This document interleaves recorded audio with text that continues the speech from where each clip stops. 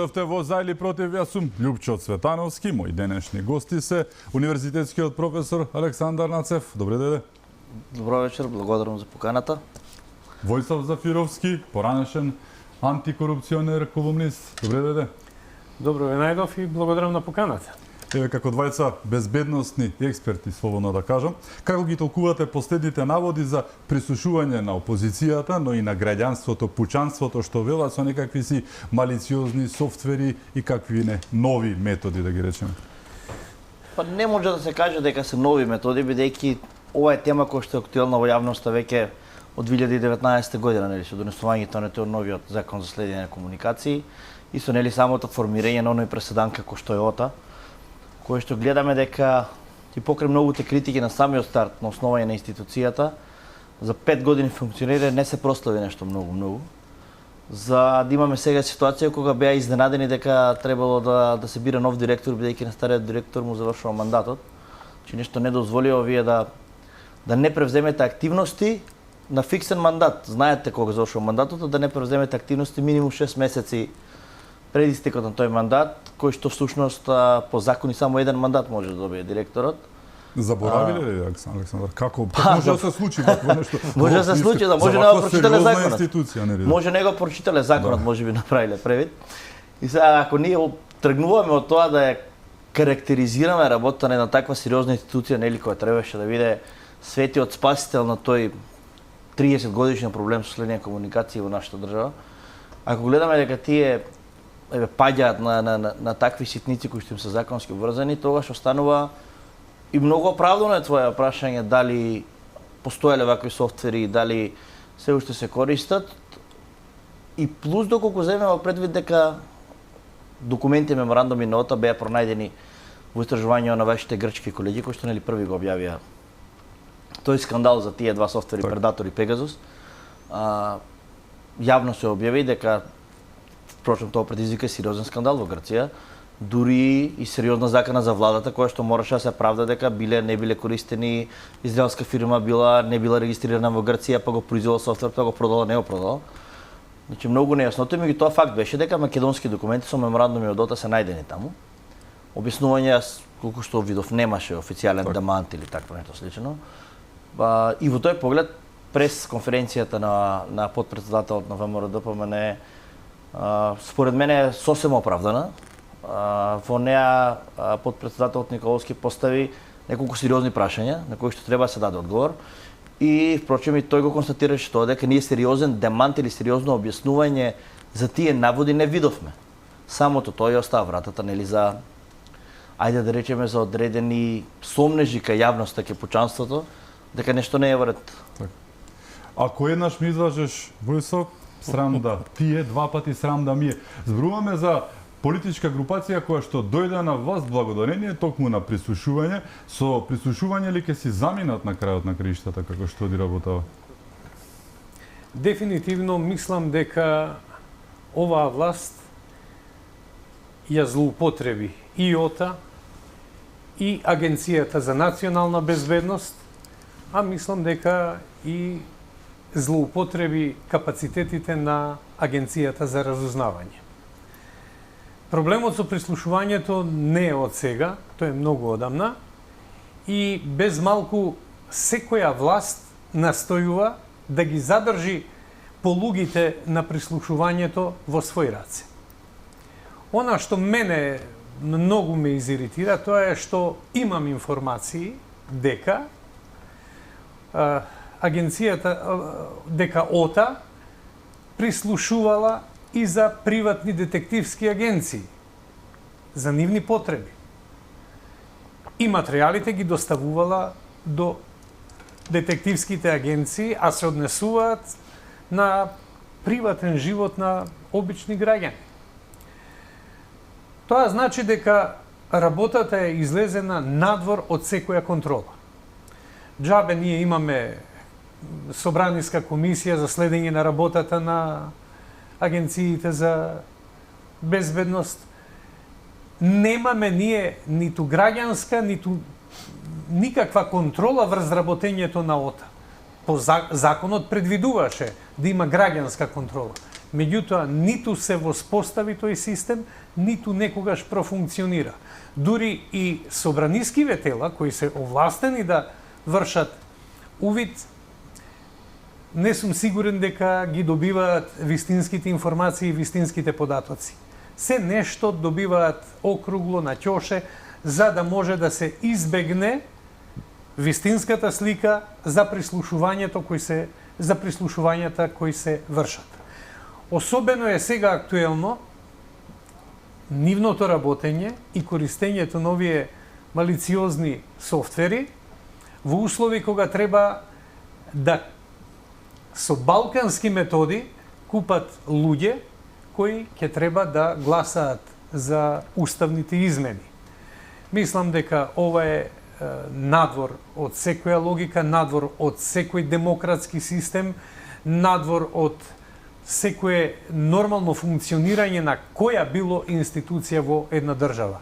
Така што, да одговорам на прашањето, дојдоа со прислушување и ќе си одат со прислушување. Би им советувале на пратениците од опозицијата да ги сменат смарт телевизорите со оние старите лампаши. И не само, Так, и не само на опозицијата. Так, И на голем број бизнисмени, так. бидејќи и тие се таргет на прислушување и на следење на нивните комуникации.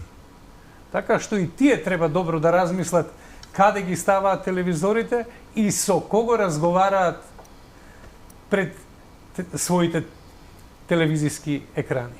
По кулуарите, граѓаните и по социјалните мрежи се шегуваат со удбашките, нели, наследства на владеачката гарнитура која што си има, нели, некои работи кои што се поврзани гледано со минатото со овие работи, но зборуваме за удбашки методи, за балкански методи, речете ги како и да е.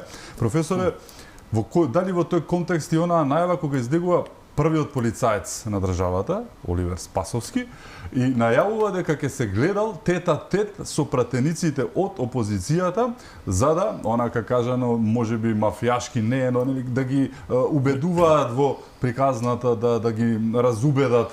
На што личи тоа во 23-та година, 21 век, министер за внатрешни работи, тој, ајде да најдат некој друг за земјоделие, нека биде Николовски, но кој да е, да најавува дека ќе се сретнува со пратениците, најпрво што и не сме, ние сме парламентарна демократија, не е обратно, но да ги седнуваат еден по еден и да ги убедуваат, нели баш оној удбашки филм уште не достига во филмот сјалица насочена во лицето, не дај Боже корнење ногти и такви работи. За жал ке нас се домакинија неколку методи на работа, дури и термини некои балкански методи, прв пат беше применето кај нас. Така, Еве ние сега денес си го кажуваме како нели нешто нормално и како нешто го кажуваме и сите знаеме на што мислиме. После она што го видовме минатиот пат.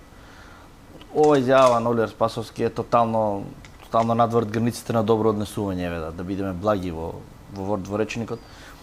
Не е негова работа. Тој можеби се поставува, се замислува, се представува себе како некој фиксер кој што сега треба тука да настапи да реши сериозни проблеми. А сериозни проблеми се уставните измени. Да не забораваме зошто е толку голем притисокот, бидејќи еве го ноември кае. Таа мониторинг мисија ќе дојде, мора да направи прогрес репорт. Значи времето ја гази актуелната власт. Колку тие да пробуваат да изгледаат мирени, стеложни, дека ги имаат работи под контрола со сите тие изјави, почнаа преговорите со пресовите на одредени министри, колку пари, колку милиони евра, колку милиарди, колку знаете со тие баснословни суми кои ги кажуваат. Факт е дека од тоа нема ништо. Факт е дека неспособноста и неработа не може да се покрие со наратив за сонце и виножито.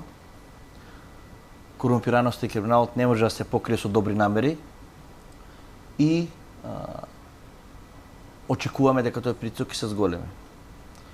Зошто би се зголемил тој притисок? Бидејќи тие знаат дека последна работа која што може да ги извади во оваа лоша состојба во која што сами се доведува е евентуално случување на тие уставни измени и со таквото случување да се преверти наративот во нивна корист, па тие да се представат како некои нели еве победници, еве некои спасители на Македонија, како нели некои европеизатори еве на за жал оваа заборавена колонија од не знам кого и каде, па се они дојдоа да не спасуваат, да ни покажуваат како се живее, нема ништо од тоа. Гледаме дека опозицијата е цврсто на став дека тие уставни измени нема да се случат. И фалат многу гласови.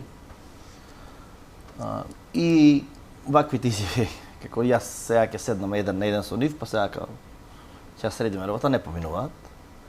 Впрочем, ниското ниво на политичка култура кај нас во држава веќе е толку многу прозирно, што веќе не можат никого да залажат. Значи, самите себе пробуваат да се залажат или може би пробуваат своето сопствено членство на тој начин да го залажат, да го мотивираат, бидејќи знаат дека бездната е тука близу и дека бездната е длабока и дека кога ќе падна таму долго време нема да излезат од неа.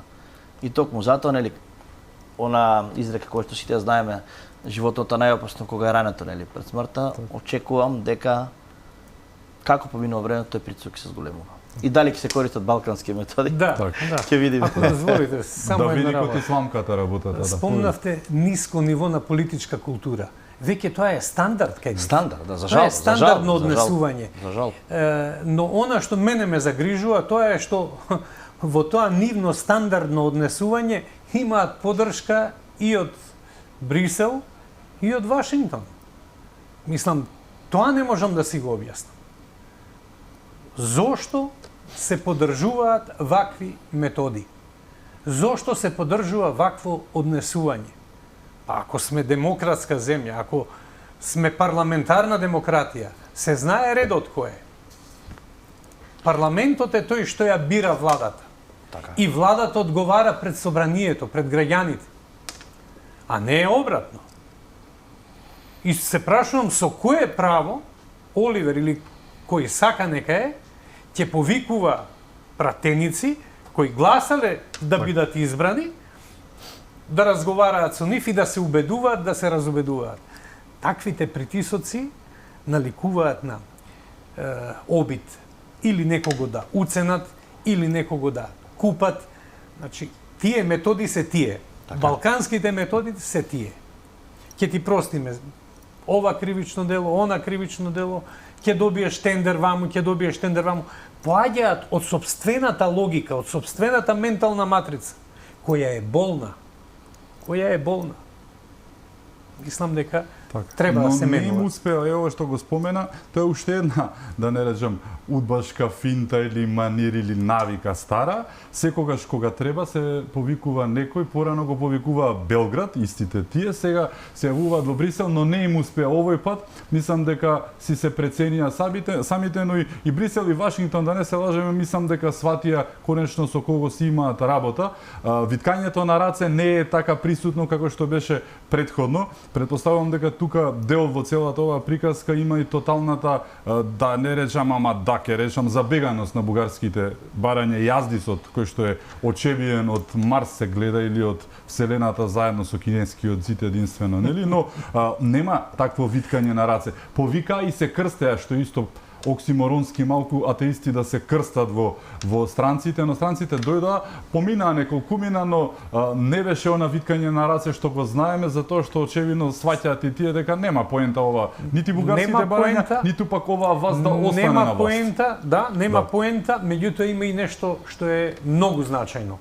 Тоа е ставот на опозицијата, кој е многу цврст, јасен и едноставно нема отстапување од тој став, бидејќи тоа е всушност црвената линија. И затоа што ако некој може да изгуби со овие уставни измени, тоа се само македонците и никој друг во државата. Само македонскиот народ. Две работи се пресудни. Ставот на опозицијата, кој е цврст, непоколеблив, и втората работа се јавните истражувања кои кажуваат дека македонците во огромен број, преку 80% од македонците и до 90 доаѓаше се против ваквиот 68% од сите, па еве ако гледаме така така, е. ако не им веруваат и не им значиме ништо не македонците, тука се и албанците, србите, ромите, бошњаците, сите заедно се 68% според анкета, па што повеќе од тоа, така? Тоа се тие два момента кои се пресудни за да омекнат во притисокот едноставно да сватат дека не можат да се играат играчки. Сепак ова е држава, ова е народ, ова е нација која има свое достоинство, има своја чест, има свој интегритет.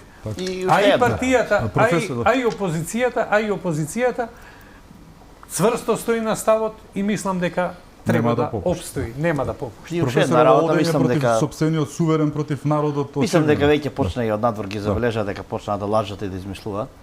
Видите, ние за време на референдумот имавме ситуации кога еве наши тогашни министри оделе во Пентагон, во Стейт департамент, кажувале 700-750 илјади луѓе ќе излезат да гласат на референдумот, се колонале таму вака ќе биде така, ќе биде на крај излезе дека не е точно. Нели се слика со прсти авионот, готово датум добив. Излегува на Пред 5 пресконференција. години, да. Излегува на пресконференција од Брисел, вика добија датум за датум или не знам, датум за датум за датум. Да. Че со тек на време сватив се какви дилетанти имаат работа, впрочем тие луѓе во Брисел и во Вашингтон се сериозни дипломати кои што не веруваат на се што ќе видат и не веруваат на се што ќе слушнат. Сите тие имаат тука амбасади, има дипломатски представништва. Има луѓе тука што следат секој што е заложен за одреден сегмент и секој тој пишува извештаи за секој нели за секоја средба, за секој напредок, е веќе видео со какви дилетанти си имаат работа. И можеби затоа е ово виткање раци тој притисок толку не е. А впрочем да, и бугарите сами влегоа во таа една кампања, знаете, Бугарија имаше прилично нестабилен период, за краток период, неколку избори, 4 изборни процеси во 2 изборни- години. Да. И видите, Циклуси таму направија. они добро проценија одредени бугарски политичари дека колку е потврд ставот кон Македонија, толку повеќе гласови се добиваат. Тоа им беше еден од главните наративи. И тоа да, тоа се покажа како успешна добитна карта. Нели се пробаа со учениците од Харвард, или овој нашиот го представува дека бил на Харвард заедно со Кирил Петков, На сега они- семинар бил, да. па ќе најдат сега они решение взаемно. Нема ништо тоа. Видовме дека нема ништо тоа. А и кога ги гледат нашиве како се однесуваат тука е по митинги, по трибини, ваму таму. Значи ние имаме ситуација, нели, ако немаш само почит, ако сам не се почитуваш, нема никој да те почитува. Значи ние имаме ситуација во која што премиер излегува и вика, министерка за одбрана стани да те види цела сала, мислам, како да е, дали, оној у салон. Станицаци. Станицација. Како оној вицот кој го гледаш, оној таму многу не стане, вика да видиме кој. Значи вие не можете ти премиер Да. на министер за одбрана на лайвстрим што оди, значи не на лайвстрим, тој и у канцеларија да е пак е. Знаете, по тие некои ние мислевме дека Заев готово, го доправме, но тоа е. Так. Подолу не може. Или за дека Македонскиот било оптимист грешко дека вели може. дека имало. Дека грешна ни била Ама Заев, ајде перцепцијата. знаеш, го гласале, ајде, нели народот, како Така, викаше да. Бранко, народот е право и кога Да. греши. Ама видовме дека тоа не било најлошо, нели што може да не се случи, нели. После оние сите, нели рековме сликање во авионче готово, вака тоа е завршивме работа. Македонија денес нели имаше вицови да сега влегов во Европа, готово жена ми ја боли колено, бесплатно здравство ќе до Франција да го лечи колено. Да. Значи видите, тоа е, они се веќе на 7 години. Да. Значи 7 години е предолго време за колку и да фолираш, колку и да лажеш, колку и да ветуваш, секој има време да те процени дека не е тоа. И сега они пак ќе кажам, дојдоа до крајот на бездната, до ивицата. И сега нема каде, ова им е единствената, нели, да веникот убава метафора. Да. Да веникот и до сламка се ваки, и сега тука е притискот. За среќа, сега за нивна несреќа, за наша среќа, сега имат опозиција која што гледаме дека не може да ја скршат. Нели имаше изјави, имаме 80 партеници, имаме ова, имаме она, подготвени се од опозиција со луѓе да 118 ќе гласаат. гласаат за. Так. Каде? Така. Дали е оваа сламка на спасот за која што се фаќа овој наш политички давеник, кој што да не се лажеме 7 години се дави затоа што ниту 2016-тата, 17-тата победија на избори, 2020-тата победија со еден чуден, многу индикативен пат на системот додека траеше броењето, нели? Па потоа трасна неверојатно на локалните избори една година само подоцна, тоа беше газење, но што направија? Направија една ротација рокада, едниот се тргна, донесе анонимец, го ставија каде што го ставија, нели? Но еве, дали сега сламката за спас на оваа влада која што тоне, според последните анкети е 2-2,5-1, мислам дека деновиве треба да излезе нова анкета во најава каде што ќе биде 3-1 опозиција власт, односно ВМРО, ДПМН, СДСМ. Дали сега, бидејќи си имаме работа со кој што си имаме, спомнувавме удбашки методи претходно. Еден од најпознатите удбашки методи е пропагандата, девалвација, оцрнување, стара шема, порано било со кодошите од мало, со нели службите други, сега е преку медиумите и оние апологети, експертски сето тоа. Дали сега тоа што го правате удар во опозицијата, она што се случува, дали е тоа поддржано апсолутно и промовирано од нив, раздели па владеј, нели, направи се што треба за да нели се занимаваат тие со себе, а не со власта која што е Раздели па катастрофа владај, најнеспособна. Да. раздели па владај е стара поговорка. Раскарај па владај сега или раскарај ги па доби го она што го бараш. Така, но неуспешно, повторно Меѓутоа, стартира. така е. Меѓутоа, мислам дека нема да успеат. Не мислам, сигурен сум Се дека гледа нема да веќе, успеат, мислам, не затоа успеа, што да. повеќе од јасно е како стојат работите. Таа нивна пропаганда, тие нивни шпекулации, ма еве секој дневно си скокаат самите себе во стомак. Гледаме контрадикторни изјави, На вака крајот се било. испокараа меѓу себе, така испадна. Така што на Да. крај ќе излезе дека меѓу себе ќе се раскараат и меѓу себе ќе се поделат. А нема да им успее да ја поделат опозицијата Така. и да придобијат гласови од пратениците во собранието од опозицијата. Тоа е повеќе од јасно. Таа, според мене, мислам, мое скромно мислење, дека таа приказка е завршена.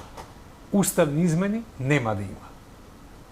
Дали се насанкаа професоре со овој обид да ја раскараат опозицијата, имајќи предвид дека зборуваме за СДСМ, чии што два пратеника не гласаа за уставните измени воопшто, нели, за потребата, односно ставањето тоа на дневен ред, гласањето на потребата Талат Џафери ја среди повторно незаконски кршејќи го деловникот и уставот, но зборуваме за партија која што изгуби двајца пратеници за најважното прашање нивно за опстанок кое што очевидно нема да го истераат. Зборуваме за ДУИ каде што се појави фракција, исто така се распадна, односно се раздели партијата, сега удрија по главната опозицијска, најголемата опозицијска партија за да повторно со тој нивни стар принцип од дамнина комунистички, комуњарски ќе го наречат, нели повеќе, се обидат, иако повторно, кој што гледаме неуспешно, статива удрија во зид. И докога ќе погледнеме работиве, ајде да речеме од објективна методолошка перспектива, се ова што не го правите легитимно. Да. Зошто? Затоа што јас себе го потенцирав тоа на неколку настапи и уште еднаш ќе го кажам. Во денешно време политиката не е веќе битка нели кој ќе победи, кој е подобриот, кој ќе добие повеќе гласови. Ја мислам дека се повеќе и повеќе не треба да зборуваме за политичка војна. А знаете, во војна сите методи, тактики и техники се дозволени. Значи они користат еден цел диапазон, можеме да забележиме еден цел диапазон на напредни техники кои што моменталната власт ги користи. Прво затоа што ги има ресурсите. Ги спомна колегата, сите разузнавачки безбедносни служби се нивни. Да не ги забравиме медиумите, нели? Да не ги забравиме нерегулираните портали, да не ги забравиме експертите на платен список. Да не ги забравиме експерти, да не ги забравиме фондот за иновации, да не забравиме тендери, да не. Значи ние нивниот арсенал во моментот, да не ги забравиме дипломатските представништва кои се водени од амбасадори испратени од актуелната власт, кои се веќе таму по 6 по 7 години, да не ги забравиме амбасадорите во мултилатерала, во Обединети нации, во НАТО, во Европска унија, каде што во ОПСЕ, моментално и председавачи со ОПСЕ сме. Значи арсеналот кој што користи моменталната власт е многу посилен, поголем од оној кој што го има моменталната опозиција. И тоа не е одлика на секоја власт. Умешноста со која што они ќе го искористат тоа и ќе ги сите легитимни мерки ќе ги искористат за да ја ослабнат опозицијата. Бидејќи видите, ние сега не зборуваме кој ќе победи на изборите. Мислам дека веќе е апсолвирано, се гледа и по анкетите, се гледа по расположението, нели? Така, на улица излезе. Многу е битно колку голема, односно колку мала ќе биде таа разлика. Ја намалуваат сега штетата само. Тоа е целта, значи моментот се работи на демидж контрол, намалување на штетата и при тоа се користат сите мерки. Дали едно од тие мерки е информатиско војување преку медиуми, преку портали, значи ние гледаме фатени се инфлагранти, едно лице со 10 медиуми па си пишува еден на друг. Па има таму советници у влада, еден тон за пиар и за кои среднисти, кои се факултети, кои добри пропагандисти, кои почетници пропагандисти па ги фаќаат на прв да направат нешто. Па пишуваат од лични коментари од официјални профили, значи ние гледаме дека таа битка се води. Битка која што е дел од една поширока војна. Значи ние знаеме дека опозицијата долго време беше мета на напаѓање, оквалификувана нели како проруска, па секаде се одеше, па се дава примери како Ева Мордова не имала проруски ставови, па како се подметнуваа знамења на протести и така натаму. Сето тоа се легитимни напади. Сега, умешност на оној што се брани, што треба да ги издржи тие напади, како ќе се справи со тоа? Ќе излезе ќе каже јас сум кредибилен за ова, затоа што ова држи вода заради тоа и заради тоа. Ова не ви држи вода. Фатени сте тука во фаул. Не може ова да го кажувате и да ви мислите дека некој ќе поверува. Ти имаше измислите, денес гледавме дека председателот на ВМРО-ДПМН е доби на суд одредено побарување кое што било објавено во СДСМ. Против СДСМ, СДСМ. за прочистителната станица лагите. Тоа е граѓанска тужба, не знам, 40.000 денар, колку е максималното побарување. Сето тоа дава сатисфакција дека, видите, вие можете да ги користите сите дозволени и недозволени средства, но дека не ве фатиме. Сега сите инструменти не се таму. Така. И тие ќе ги користат, пак ќе повторам, не за да победат на избори, апсолутирана работа. Туку за да намалат разликата, за да може повторно да прават проблеми. Имаат уште многу време до тогаш. Нели избори е кога? По правило би требало да бидат некаде следна година на лето, така некаде. Март треба председателските, за 2 месеца помалку треба да бидат редовно, а доколку бидат парламентарните со председателските, иако нешто не им се сака, ама нема логика за помалку од 2 месеца ние да трошиме 10 милиони па ја мислам евра дека се во прашање. Да, имајќи предвид со кого си имаме работа, до тогаш ќе запињаат за уставните измени. Ама од друга страна па имаат сериозни проблеми што се предив, што не може да ги игнорираат. Сега они се во тоа, да речеме, бунило кога пробуваат да најдат како да изманеврираат помеѓу сите тие препреки кои што им се на патот и како да слетаат на сигурна површина. Так. Тоа се случува во моментот и можеме да го видиме. Јас мислам дека нема да им успее, затоа што македонските граѓани се како славеј во кафес ставен. Буквално така. Тој е безбеден, условно кажано. Безбеден е, во кафесот е безбеден. Да, меѓутоа не е среќен, не е задоволен. Не гледа своја перспектива. Пуштете го. А не ни пее како што. А не ни пее. Се виде тоа, се виде на локалните избори. Да. Граѓаните ги имаат добро прочитано, ги знаат. Еве, ниту една капитална инвестиција со која можат да се пофалат дека е нивна идеја и дека ја реализирале во овие 7 години. 7 години имаа време. За 7 години ништо да не се направи. Она фабрика на утето за електровозила. Така исчезна. Имаше минирање на Бехтел и Енка, мора да признаеме. Едно минирање, да. Да. Така. Бехтел и Енка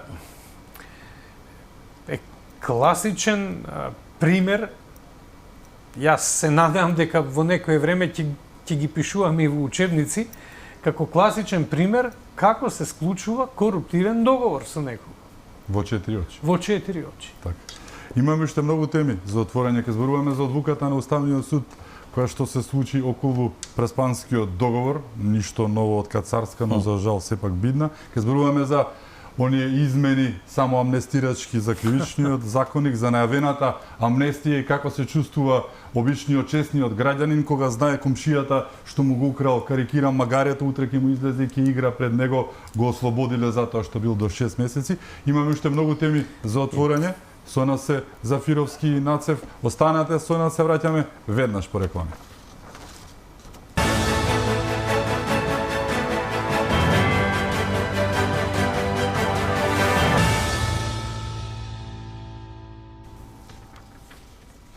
Се враќаме во За или против. Мои гости се Војислав Зафировски и Александар Нацев. Зафировски, вчера Кацарска го направи она што сите го очекуваа, да не се лажеме. Испра раце, да не речеме, од Преспанскиот договор, доколку овој уставен суд беше на вистина, вистински уставен суд, можеше да го реши тоа што требаше да го реши, македонскиот народ да возиме од таа белја што ни ја направија пред 4 години. Така што Дефинитивно, во принцип велат не се коментираат судските одлуки, меѓутоа ова е уставен суд и Кацарска го направи она за што ја избра да биде уставен судија, така, да го направи. Го чува Преспанскиот договор. Така, да го чува Преспанскиот договор. И на почетник на правниот факултет му е јасно дека ако уставот предвидува одреден договор да биде потпишан од председателот на државата, не може никој друг освен него тоа да го стори. А не некој министерче во влада која и нема кредибилитет, влада која не ја успеа референдумот, околу тоа прашање, околу промената на името. Ниту ја гласаа со тоа во програмата. Ниту, така е, ниту имаше најава во програмата. Дури напротив, премиерот, Патриотот со жичката. тогашниот премиер се колнеше во се живо и диво дека не доаѓа предвид промена на име, до каде забегала опозицијата со такви идеи. Меѓутоа, го сменија името. На сила, онака како што менуваат многу нешта во Република Македонија и ништо не очекувавме поинаку да реагира Кацарска. Кацарска беше избрана за уставен судија токму да го стори ова што вчера го објави. Така. Професоре, очекувано? Очекувано е, мислам, Да. очекувано. Потполно се согласувам со соговорникот и мислам дека у старт, уште кога се оспори, нели? Промената на уставот јасно беше дека таму се прави терен за уставни судии кои што ќе бидат кооперативни кон таа идеја. Гледаме дека и Љубомир Јовевски нели требаше да стане Така. уставен судија, имаше тука нели прекршување на копија во собранието. Тотално не сум изненаден од одлука и затоа мислам дека нема ништо да трошиме време од емисија да ја коментираме. Очекувано Кацарска си ја доби наградата за оние драконски казни по кои што ги осуди луѓето. Ја гледав пред неколку дена дека се правдаше дека тоа било впрочем така требало дека еви во Конгресот Западот во Америка ги осудили по 20-30 години. Може би си најде самата на себе оправдание за да спие мирно навечер. И еве гледаме резултатот од тоа. Не Кој верувам било дека тоа може да спие мирно. Па добро, ајде нели. Секој душа. сака сам да се најде оправдание да се ја смири совеста. И тие казни од Конгресот од упадот и дојдоа како кец на 10. Да, макар и да ја немаш таа совест, но еве и власта се покажа многу убаво во однос на совеста, си донесува една само амнестија, така ја нарекоа, зборуваме за Измените во кривичниот законник, така. Тоа е нешто што е направено без преседан во Република За Македонија. 3 часа. За го 3 стопнија, часа. Да. Замислете, кривичен законник се менува. За закон за кој треба да се води широка дебата. Закон за кој треба стручната фела да се произнесе што и како мисли. И замислете вие да се укини кривичното дело злосторничко здружување. Да се укини посебен став од членот 353 за да се минимизираат сите оние кривични дела кои власта ги чини Така. и се уште има намера да ги чини. Кога злосторникот го укинува злосторничкото здружување. Така е, злосторникот Така, го укинува парадоксално. злосторничкото здружување. Мислам дека тоа е безобразие невидено, безобразлук и безобзирност кон македонските граѓани е тоа. Тие се тие што ќе треба да понесат одговорност за сиве овие години што правеа, што крадеа, што плячкаа, што местеа тендери, требаше да понесат одговорност. Ова сево ми наликува како обид да направат простор за да се повлечат во безбедна опозиција. Значи да си одат во опозиција, а да не бидат санкционирани за тоа што го направиле. Овдека би додал уште неколку работи. Имајќи предвид чии се синови и ќерки станаа јавни обвинители, чии се синови и ќерки станаа судии, она идеја за проширена конфискација паѓа во вода. Зарем рачунате дека тие обвинители, тие судии ќе ги судат своите родители или дека ќе ги судат своите блиски? Па тоа што ни се случува во судството е страшен, невиден непотизам. Така. Велат многумина во Република Македонија има селективна правда. Не. Нема никаква. Селективната правда е апсолутна неправда. Пред се неправда кон граѓаните кои живеат овдека во Република Македонија. Денеска имаше и забелешка од ГИР.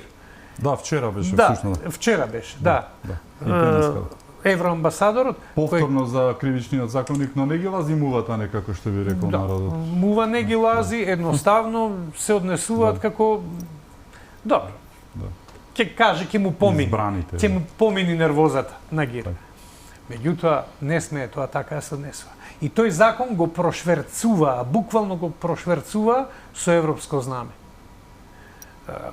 Ова се работи кои се апсолутно недопустливи за една демократска држава. Ако ние имаме амбиција да бидеме демократска држава, да бидеме парламентарна демократија, особено на вакви чувствителни закони, мора да се посвети посебно внимание, да се консултира стручна јавност, да се консултира поширока јавност. Ова излегува дека за 10 кебапи ќе одговарате многу повеќе и подоцна ќе ви застари делото, отколку за злосторничко здружување кое веќе и не представува кривично дело или за местење тендер од кој некој ќе се офајди со милионски износи на евра. Да, изненадува брзината со која што беа донесени промените. Тие промени се најавуваа веќе неколку месеци уназад. Беше на ЕНР објавен тој првичниот предлог како бил требало да изгледа новиот кривичен законник. Ако не се лажам, требаше да има јавна расправа која што не сум баш сигурен дали се одржа или не. Имаше и некоја работна група таму која што беше формирана, мислам дека професорот Калеџиев ја спомна таа работна група. Само тој мислам дека излезе да даде изјава од целата правници. Но факт е дека брзината со која што беше донесен изненади, плюс со европско знаменце. Јас не сум правник детално да ги толкувам одредбите на што точно и како е сменето, но сепак остава еден впечаток дека се направени со некоја цел. Но од друга страна да не заборавиме, и ова мораме да го потенцираме, две работи мораме да потенцираме. Првата работа дека судството, довербата во судството во јавноста, мислам дека полоша никогаш не била. 1%. Толку е? 1. Последните истражувања. 1% е катастрофа. Еднаква на катастрофа. Статистичка грешка, обично има 3 до 2 до 3 да статистичка грешка. Значи нема доволно. Тоа значи дека нашиот народ, граѓанинот на улица тотално не верува дека може да ги оствари своите права преку органите кои што тоа треба да му го гарантира. Од друга страна, не смееме и да заборавиме дека Заев излегуваше на пресконференции и на митинзи и на трибини и броеше колку кривични пријави има поднесено против ВМРО ДПМН. Против функционери сегашни и минати функционери. Членот 353, особено тој став 5, беше главното оружје во политичкиот прогон. Докато направиме една анализа колку кривични пријави од тие 700-800 кои што ги збореше Заев на трибини и се фалеше со нив пред неговото членство, се по тој член, јас сум сигурен дека резултатите ќе бидат изненадувачки. И оно што професорот Калеџиев го спомна, како рече, ова се комунистички закони кои што, нели, драконски закони кои што со големи казни, во тој дел може би има некој резон. Но сепак требаше на поширока дебата, бидејќи ова е премногу важен закон.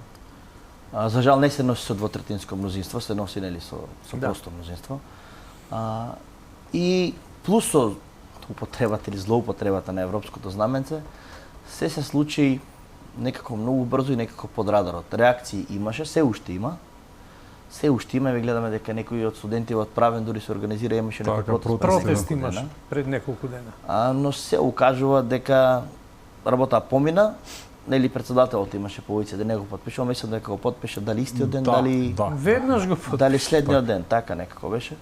Што укажува дека имало план, договор, се тоа да помине и помина. Да не заборавиме дека и Врховниот суд излезе со соопштение дека им бил доставен законот, но не во оваа верзија, во оваа форма во која помина на собрание и барале бргу да се произнесат околу тие измени. Врховниот суд воопшто нема расправано за предлог измените на кривичниот законник. Така што нити е почитувана процедура, нити е почитуван некаков ред, нити е почитувано нечие мислење за да може да се донеси ваков закон. Инаку, според мене, секоја држава си определува казни за одредени кривични дела во зависност од тоа колкава е нивната општествена опасност и колку се тие застапени како кривични дела во општеството. Значи, ако тие дела ги загрозуваат економските основи на државата. И казните ќе бидат драконски. И нема пардон тука. И конфискацијата, па ја имавме ние во закон. Ја имавме. И агенција формиравме. И агенција формиравме. Освен на Мијалков и на Бајруш Сеидију, не знам дека уште на некого е изречена мерка конфискација. Во чекан Во акцијата чек, им зема. Значи, тоа се 3-4 случаи во кои е изречена конфискација. Во ниту еден друг случај јас немам разбрано дека судот донел одлука за конфискација. Така што приказките за проширена конфискација, тоа на мали деца, затоа што, пак ќе повторам, јавното обвинителство, судиите се поврзани со владеачката гарнитура. И нема ништо од тоа да биде. Дека мириса на предизбори, тоа е факт, но убаво се гледа и по една друга работа која што стана карактеристика на оваа влада, а дојдат избори, имаме закон за амнестија на помали дела до 6 месеци и слично. Предпоставувам дека така и си го формираат она гласачкото тело, да не речам, нели, кој ќе гласа за нив, но еве како чесен граѓанин кој што седи дома и си го почитува законот и се и гледа како ова што се случува, некој крадел, тепал, бил осуден на 5-6 месеци, никому ништо, власта, нели, го пуштила. Зошто? Најголемата глупост, да не речем, во целата приказка се вика затворите биле натрупани и условите биле катастрофа. Субстандардни. Како ова може да биде изговор за амнестија? Ние имаме една навика во последните неколку години, за жал, да нормалното го претворуваме во ненормално, а не нормално новото нормално. Значи, оваа дебата за амнестија, со самото тоа што ние сме имале премиер кој што бил амнестиран, 3 пат председател, со тотално злоупотребување на целиот концепт амнестија, мислам дека дебата тука завршува. Тука не треба веќе да збориме за оправданост, неоправданост, употреба, злоупотреба на принципот амнестија. Значи, ние имавме премиер кој што бил амнестиран. Така, аболицијата од Црвенковски, потоа Кацарска го шкртна за подкуп, а за пуч некој друг, според Иванов беше, мислам, 3 пати е аболиран бившиот премиер. А дали амнестијата овој сега, ајде конкретно сега овој закон, дали може да се користи? Кој ќе биде кој одлучува кој се ќе биде амнестиран? Дали тоа ќе се прави по партиски клуч, дали ќе се прави по вредност која што ќе ја придонесе амнестираниот во престојниот изборен циклус или на денот на изборите? Дали ќе се амнестира тој што ќе оди да полни кутии? Дали ќе се амнестира тој што ќе оди да носи гласачи и да ги преоблекува во... Кој ќе биде амнестиран? Списоците, нели, списоците ќе излезат. Тие лица се амнестирани, нели, излегуваат за такви дела. Имињата нас не значат ништо, но дали тие имиња потоа ќе имаат лицата позади тие имиња ќе носат одредени импликации за време на предизборниот и изборниот процес? Тоа е веќе сериозно прашање. Треба да видиме ако некој 5 пати бил апсен за, нели, нарушување на слобода на избори, остварување на гласачки права. Вие самото по себе индикативно дека тој човек е планиран да заврши одредена работа. Особено во вака тешка ситуација во која што моменталната власт е на стаклени нозе, албанскиот електорат е сериозно збунет и поделен со ова фракционирање на албанските партии. Значи се уште имаме ние многу варијабли кои што се во игра. И дали ова е дел од она кое што го зборев од политичката војна употреба на сите дозволени и недозволени средства? Така. Сигурно има нешто. Да. Зборуваме за прислушување, бидејќи доближува крајот. Само ако дозволите. Јас би се задржал на оној глупав изговор дека амнестијата ја предлагаат заради подобрување на условите во затворите. Јас знам дека уште во 2010 година беа донесени неколку проекти за проширување и подобрување на условите во затворите во Идризово, во Штип и низ Републиката низ повеќе места. Тие проекти одеа се до 2017 година. 2017 година тие проекти исчезнаа, замреа. Управо за извршување санкции. Значи, јас сега прашувам, дали сме ние држава и како држава треба да направиме напор, ако веќе санкционираме некој однесување, да обезбедиме човечки услови за згрижување на тие луѓе, или не сме држава? Бидејќи субстандардни услови има по затворите, сосема е логично да си поставиме прашање, па чекајте, што правевме ние од 2010 до денес? И наместо да се искористи тој период од 10 на 13 години, да се подобрат условите во затворите, да се направат условите да бидат стандардни, онака како што доликува и тоа е во Европа, ние правиме амнестија и со тоа сметаме дека сме го решиле проблемот. Не, напротив.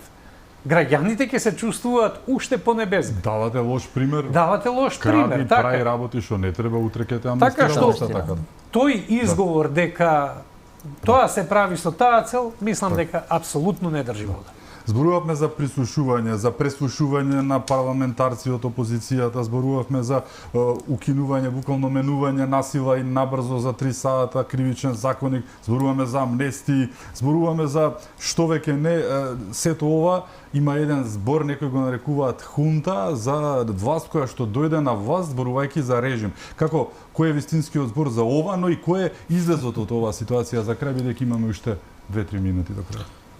И го спомнавме тоа повторно, па ќе повторим. Ова е сето што гледаме подготовка за војна. Да. Хунта, режим, нели? Так. Се користеа сите овие изрази или за вината власт, нели беше режимот, нели заробена држава, па хибриден режим. Така натаму сите термини, како да речем, се искористени. Меѓутоа ова се ситуации кои што треба да се земат сигурно. Ова се ситуации кои што мора да се предвидат, да се спречат, да се превенираат со цел да не се нанесе дополнителна штета на државата. Сведоци сме дека во последните 7 години ситуацијата од ден на ден станува полоша, дека работите мора да се менуваат, дека актуелна власт нема ниту визија, ниту начин, освен распродавање на националните и на стратешките интереси, не видовме ништо друго. Не видовме ниту капитални проекти, а потрошија 7 буџети до сега. Буџети кои што се многу поголеми од буџетите кои што биле претходно.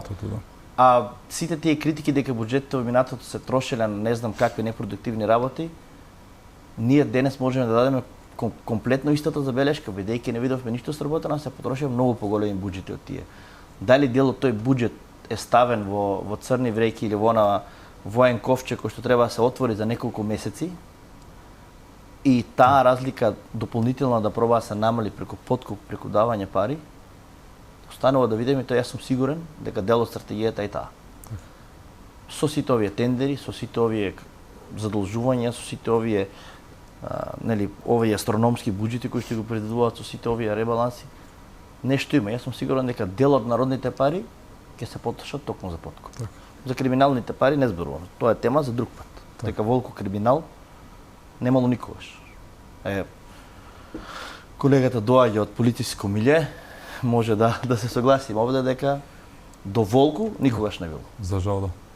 Војслав, кој е конечното решение, излезот од оваа ситуација, од режимот, хунтата, како да го наречеме? Ни се случува, Јас ја викам хунта. Тоа не е реалност. Излезот кој е? Прво и основно правило е дека оној што ве довел на ова дередже, тој истиот не може да ви извлечи од таа ситуација. Таа е неговата визија, таа е неговата ментална матрица и до тука гледа. Понатаму хоризонт нема, има амбис. Тоа значи дека решението го гледам во предвремени парламентарни избори и тоа што е можно побрзо. Да, тие ќе извадат, големи пари ќе извадат. Затоа што многу тендери сме сведоци дека се направија со баснословни суми и добар дел од тие пари се отидени по партиските каси и се стриктно наменети за овие избори. Меѓутоа, народот е доволно паметен и доволно свесен за да знае и да направи разлика. Како било, како е сега. Ова што ни се случува, мислам дека е пропаѓање и она што е најстрашно, дното не го гледаме. парламентарни избори и комплетно ресетирање на сите државни институции. На Луфтирање системот, така. и системот генерално. Меѓутоа, ние немаме ефективни институции кои работат. Нема. И она што е најбитно, според мене, итни мерки за враќање на владење на правото. Подеднакво за сите. Благодарам што бевте мои гости. Благодарам што сте Задоволството е е наше. наше. Ми беше чест. Да. Ви благодарам уште еднаш. Ви благодарам и вам што бевте со нас, имајќи предвид се што ни се случува околу нас и онаа правда која што постојано ја заобиколува Македонија, зажал, и надежта дека повторно ќе се врати, нели, кај нас. Да сте ни живи и здрави, чувајте се многу.